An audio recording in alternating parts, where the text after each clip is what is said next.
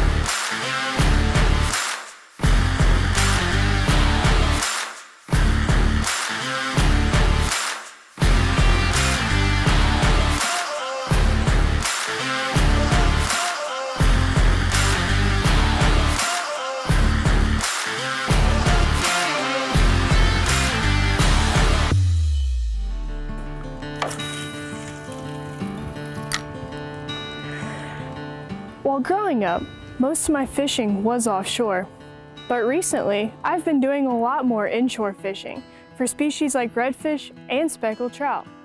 But today, I'm excited about having the chance to try out some of Killer Bee Bait's new freshwater baits in our good friend Clay Wagner's 75-acre freshwater lake, otherwise known as Twisted Pines.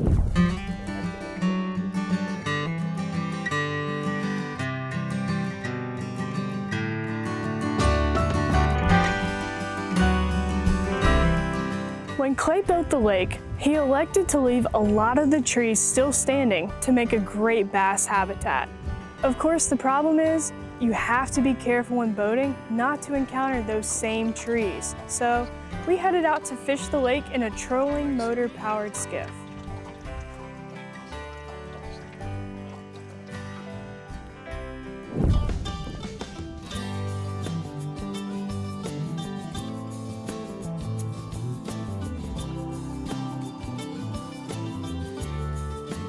So we decided to start off the day using my trusty purple worm. And as you'll soon see, it's one of my favorites that's offered in the Gulf South Outdoors basket.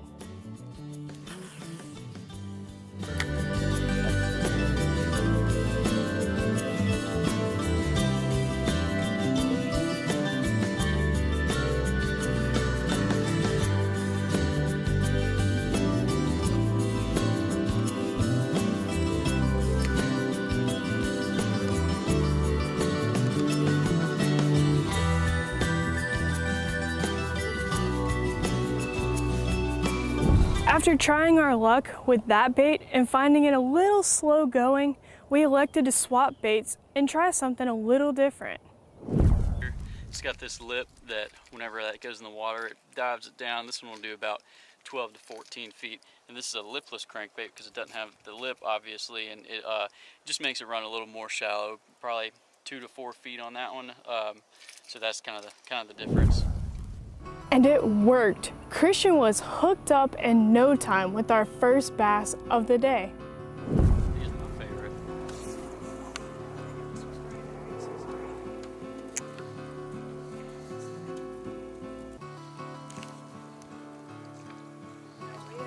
Looks like we're about to get Little guy. I can see that thing come up and barely bit it.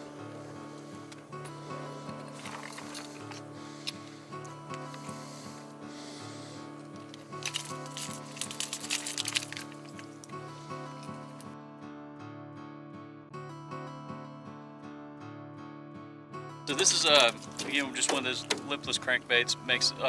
Mimics a little shad, and it's got a good wobbling action with it. So you know, I kind of work it pretty slow to so where it wobbles pretty good and puts off a good vibration, and just kind of attracts the fish like that. It's kind of in a chrome and yellow color, so where it kind of gives off a little bit of flash, and when they feel that vibration, see the flash, they kind of go right to it.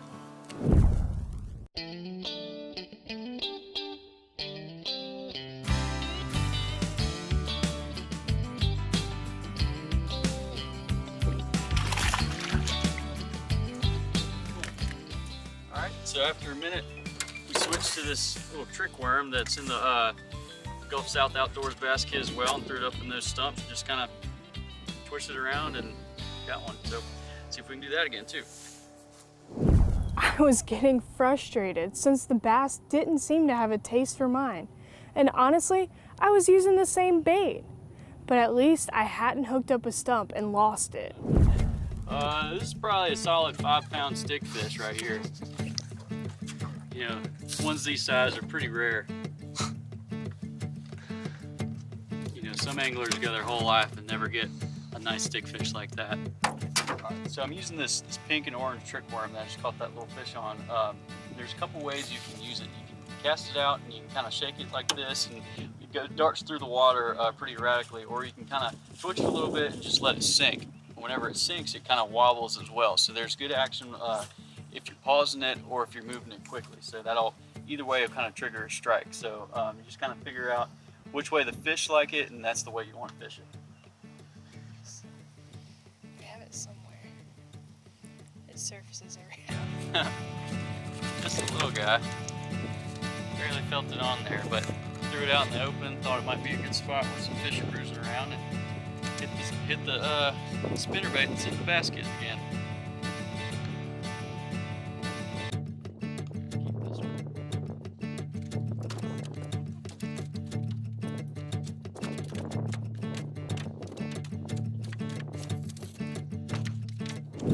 Christian hooked another fish with the trick worm. I never claimed to be an expert freshwater angler, but at this point, I was definitely getting a little frustrated.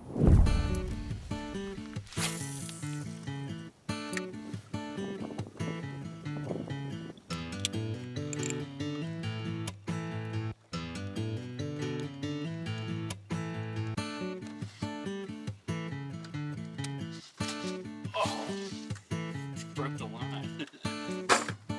Had something there. All right, so you can probably see I was just letting that one kind of sit, and something just took it and just broke the line right off. So I'm gonna retie here and try that again.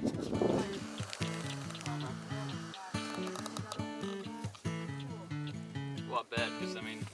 So I think Christian decides to make me feel a little bit better, and he starts telling me about how I'm in the best possible spot to catch the fish in the front of the boat. But where's all the fish? Ooh.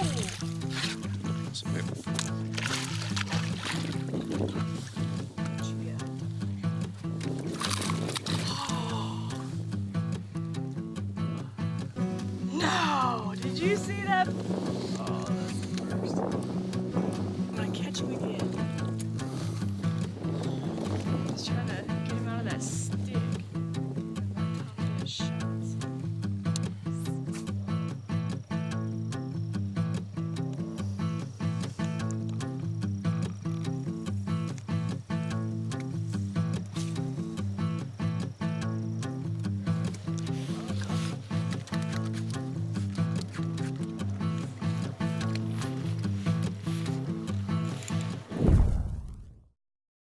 We've been told that Clay's Lake is filled with big bass, but that's not accident, as it takes a lot of effort to properly manage a resource like this. Each year, Clay has a scientist test the fish population to determine what should be done. In addition to adding minnows to supplement the other natural food sources, if you want to grow big fish, some of the smaller fish just have to be taken out. For a lake the size of Clay's, this means you're moving from 1,000 to 1,500 bass under 17 inches every year. So when like a big bass will lay all those eggs, you've got thousands of little baby bass here. All those little bass need food, and then it gets smaller, and and then, but it what it gets out to is there's a bunch of smaller fish that need a lot more food, and then all those smaller fish end up competing for the larger bass. So in lakes like this, or a lot of lakes really, you want to maintain it by taking out the small fish like we're doing here, and letting the big ones go. So you've got more of the big ones because they're always going to be laying eggs, and new bass are going to be spawning every year, but you want to get some of those smaller ones out so you've got better chances of catching those bigger ones. I couldn't believe my eyes when Christian landed the biggest fish yet. It was a really nice bass.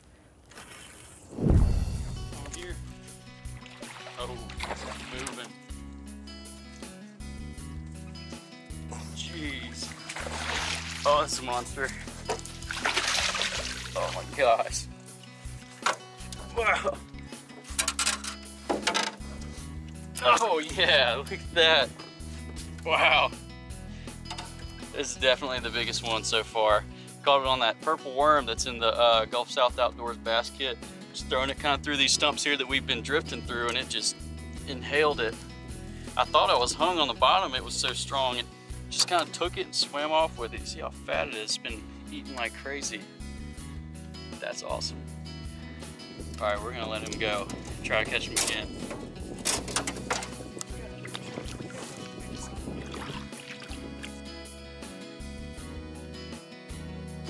Sweet. Good one. Woo. Then suddenly, I was hooked up. Finally. But, you know, a day like today, it's kind of cloudy. Hey, sorry. I finally caught one on my purple worm. Don't you go under the boat, you rascal. Alright. This was also caught on a purple worm. I've been pretty much determined I was gonna get a fish. They thought I couldn't do it. I did it.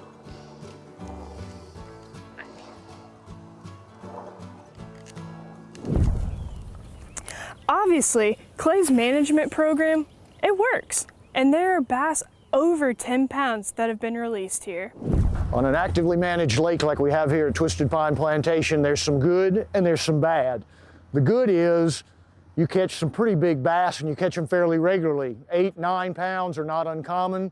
The lake record right now is 13.5 pounds. The bad is you've got to take an awful lot of small fish out of this lake. This year's number that the biologists set for us was 1,500 fish, 15 inches and under. That is a lot of fish. We aren't there yet. We're at about 1,300, but we will get to 1,500 fish. I don't care how much you like to fish, that's a lot of fishing. So Clay allows his friends to fish on the lake, as well as groups like our Kids Outdoors group and Boy Scouts. They have a fun time and he gets help in achieving his removal goal. His only rule is if it's over 17 inches, the fish is released, and if it's under, the fish comes out.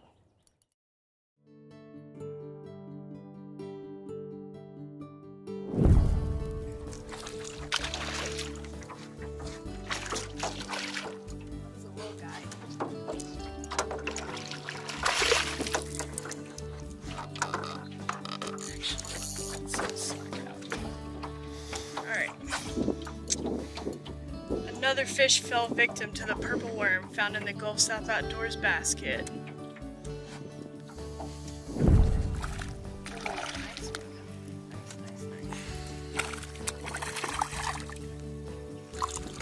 Alright.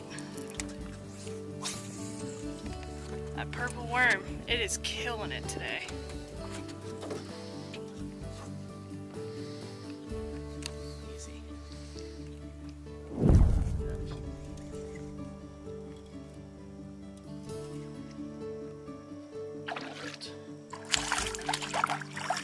All right. Nicely Cool. done. So this is one of the spinnerbaits here that's in the Gulf South Outdoors basket. I just throwed it out there through these stumps. Got a little bite. We're gonna go try to see if we can do that again.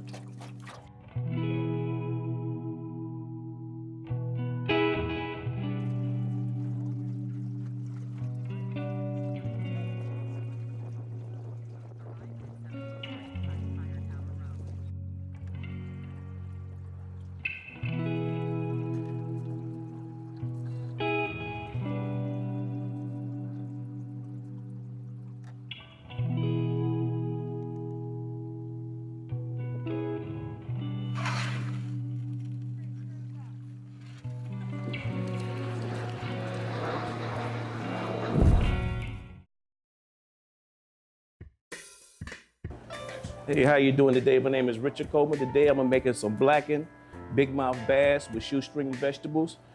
Right now I'm gonna blacken the fish, blacken seasoning on fish, throw it on one side. I come back and season salt, pepper on the other side, just like that. I come back and season the top part. Actually, it's the bottom, skin side, a little S&P. I'm gonna start sauteing my vegetables.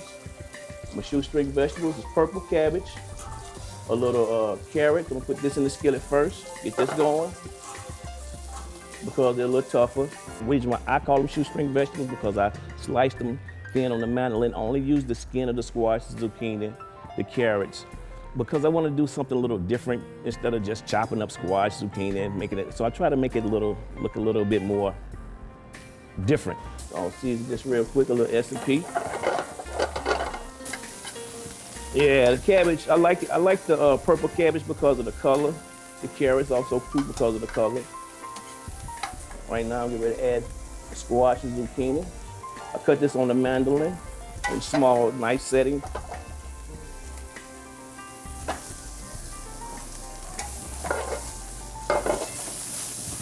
A little toss. This is only gonna take a few more seconds, a little bit more in there.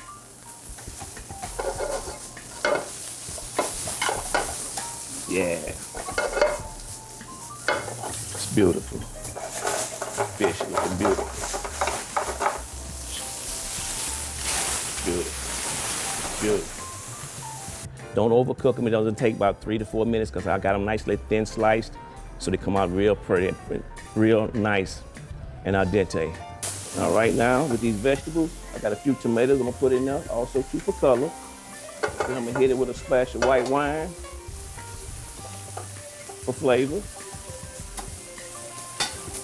A little white wine, 2 tablespoons. Beautiful. Sounds good. Love it.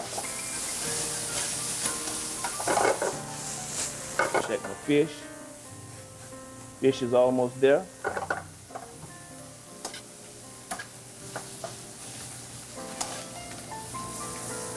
I like to taste my food. Plenty of salt and pepper. Nah, a little bit more. Just a little bit more. How about that? Yeah. Beautiful. Oh, fish is almost done. 2 more seconds.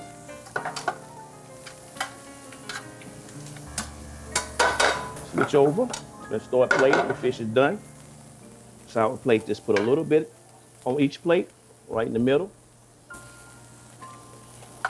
Same thing, next plate. A little bit in the middle. The tomatoes. I think cute.